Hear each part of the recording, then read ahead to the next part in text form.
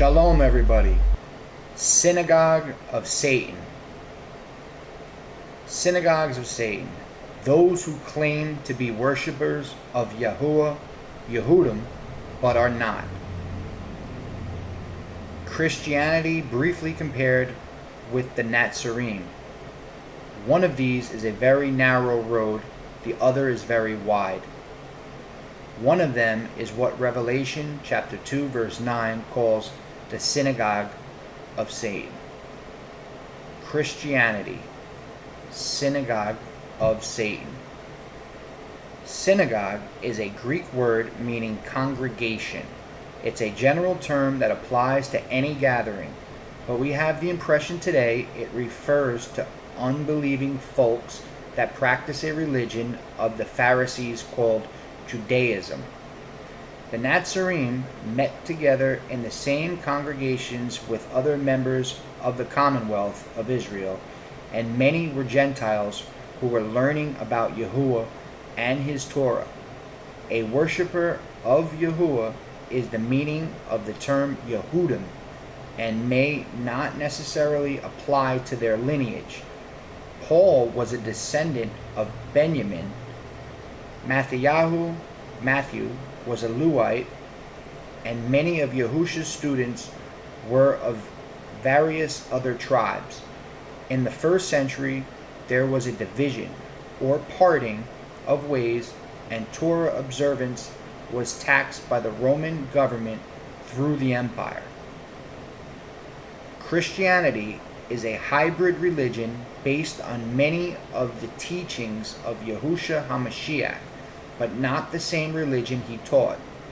It is a mixture of the Torah of Yahuwah with customs from Babylonian paganism.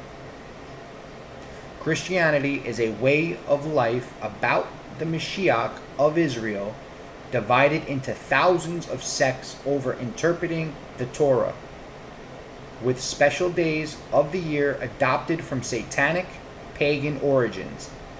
All Yahuwah commanded feast days are neglected. See Leviticus chapter 23 and Deuteronomy chapter 16. A system of beliefs based on Mashiach, but acting in ignorance, through tradition, through customs, stem from pagan symbols and observances. Several centuries after the original students of Yahusha, the heretical path originally established by Shimon the magician, Simon Magus, began to overtake the true faith, and eventually Catholicism developed from it. From Rome, an authoritarian organism modeled in the image of the Roman beast controlled many nations. Eventually, daughters of this system broke away, carrying with them the mark of the Sunday Sabbath. It became the Synagogue of Satan. The word Christianity is not found in the received text at all, and is not found in any concordance.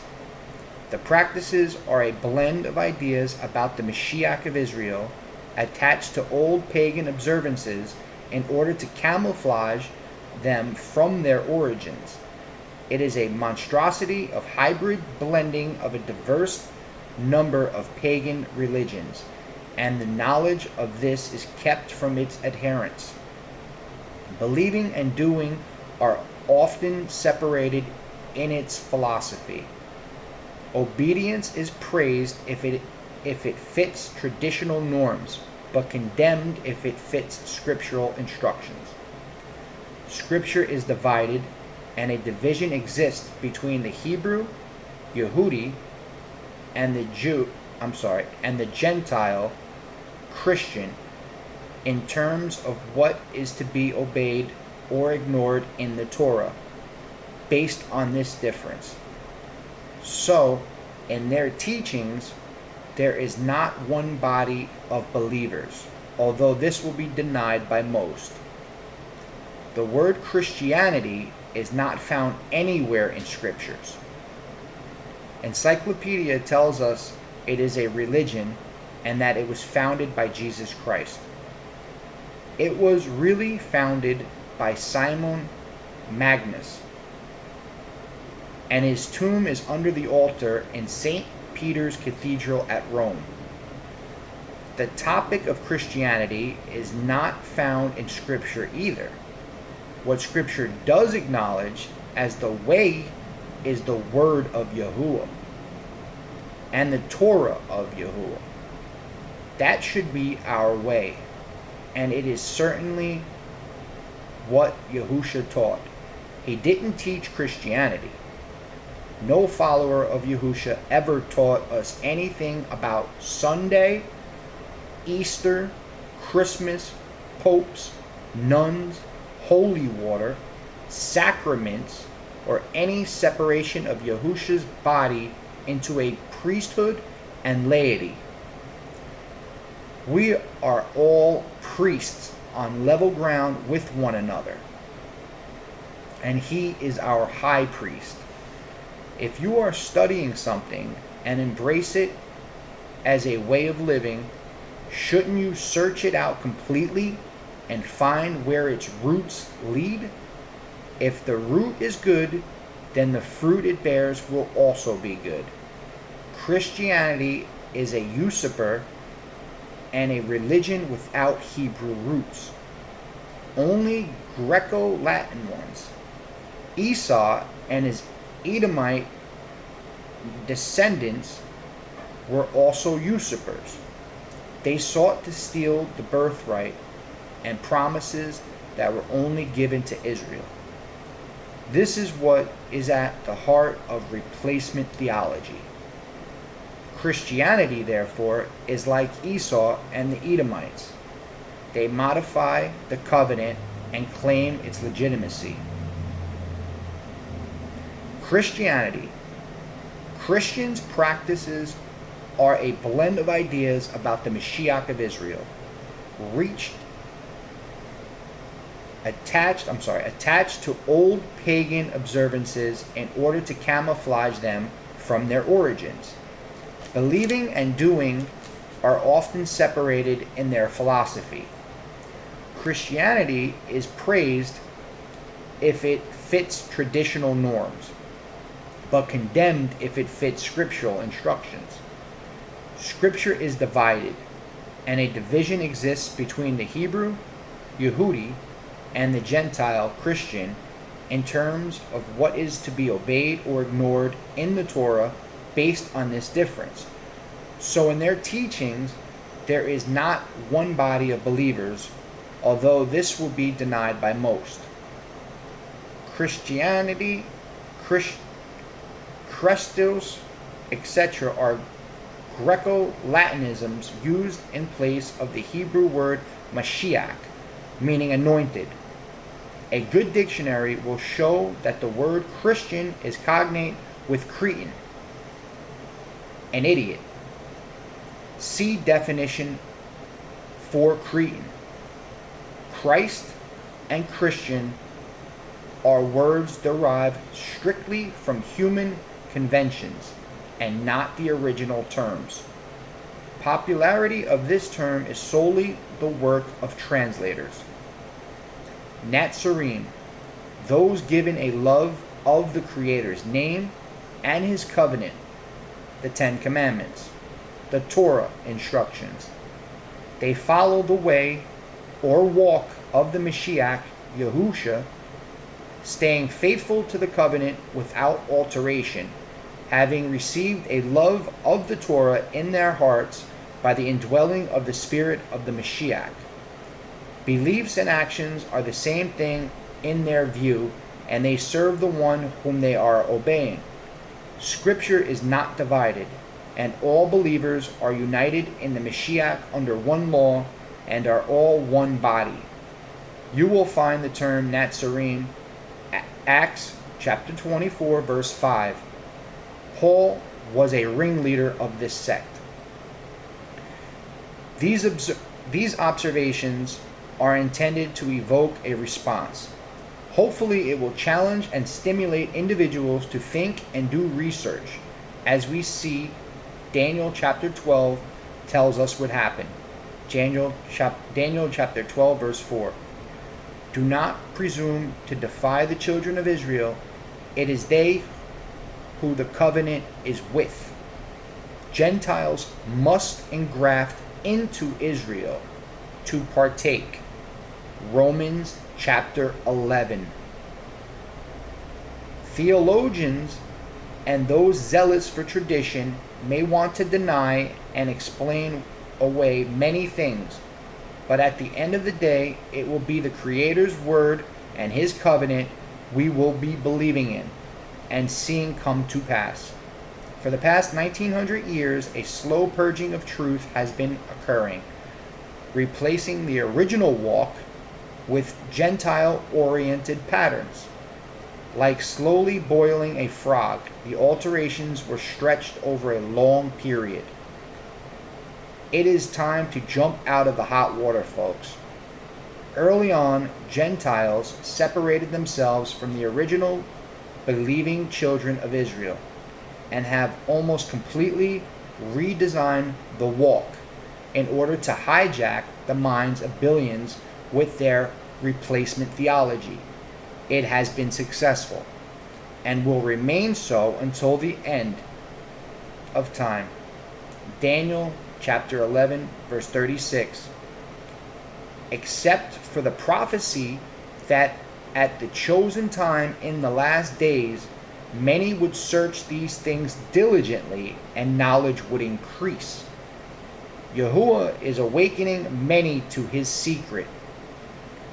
Revelations chapter 10 verse 7, Ephesians chapter 3 verses 3 through 6. He has sown the families of Israel into the Gentiles to hide them, and promised one day to restore them as a faithful remnant. Remember, northern Israel was carried away to Assyria long before southern Israel to Babylon, and only 10% of those taken to Babylon ever returned. 90% of southern Israel, or Yehuda, remained in Babylon and assimilated, lost to history, but not lost to Yahuwah. Northern Israel, the Samaritans, who were apostate with their commandments, have never returned to His covenant, but they will by the power of Yahuwah.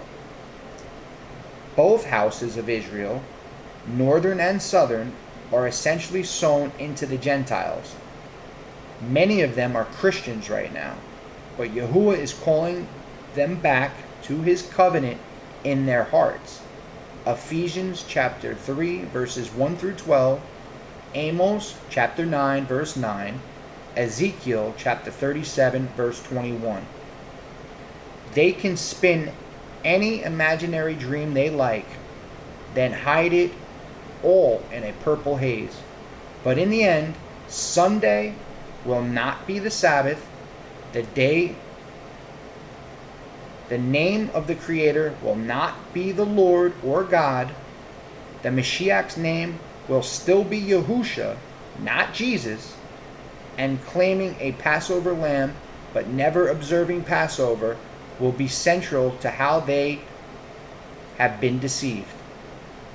Yes, a great deception has been sent from Yahuwah Elohim to all those who have refused to receive a love for the truth. 2 Thessalonians chapter 2, verses 9 through 12. If you are a Christian reading this, I must sound like a heretic and a very intolerant of others' beliefs. Beliefs and facts are not always the same thing. I had to tell you because I love you.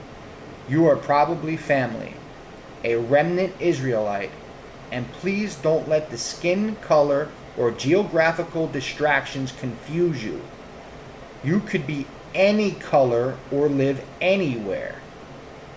Even if you are not a dispersed Israelite, you can become one by believing in the name of Yahusha and engrafting into Israel through immersion in water as an adopted child. Then keep the covenant of love, the Torah.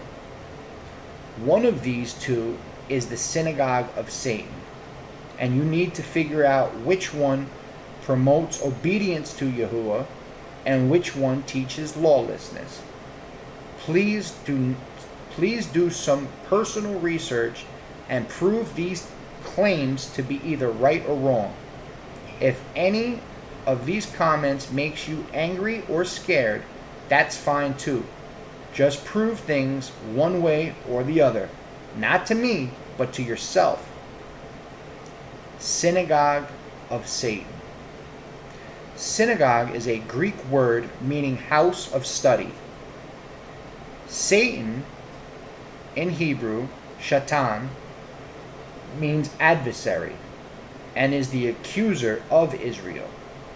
This is a real fallen messenger opposed to Yahuwah and is ruling the entire earth in all religious, political, and mercantile areas. Putting it together, the synagogue of Satan would be any house of study which teaches lawlessness or revised commandments. If we can prove that there is a difference between what is written in Yahuwah's word, his commandments, and what is practiced within a group that claims to worship Yahuwah, then we have identified a synagogue of Satan. Jews is the word seen in translation at Revelation chapter 2 verse 9 from the Hebrew word Yahudym, and means worshippers of Yahuwah, claiming to worship Yah but not teaching and practicing his commandments, shows us who is the synagogue of Satan. Our worship is really obedience, the doing of what Yahuwah expects of us. If we neglect doing what he expects of us, but assume our intentions will serve the same results, then we didn't understand the fall, the golden calf incident, nor why Cain's offering was not pleasing to Yahuwah. If you do well, shall you not be accepted? Genesis chapter 4 verse 7. Cain made up his own mind how he was going to worship Yahuwah and what would be the offering. How is Christianity any different? All the Sunday assemblies, Christmas trees, and Easter baskets in the world will not be acceptable to Yahuwah unless he prescribed them as a form of worshiping him. So our simple task is to find out what Yahuwah expects, then do well, so that he will accept our worship of him. Then we can expect to hear the words, "Well done, good and faithful servant." Matthew chapter 25 verse 21. Doing the word is obeying him, not adding to it or taking away from it, or adopting the pagan cultural background as tradition has done. This was Synagogues of Satan. Shalom, everybody.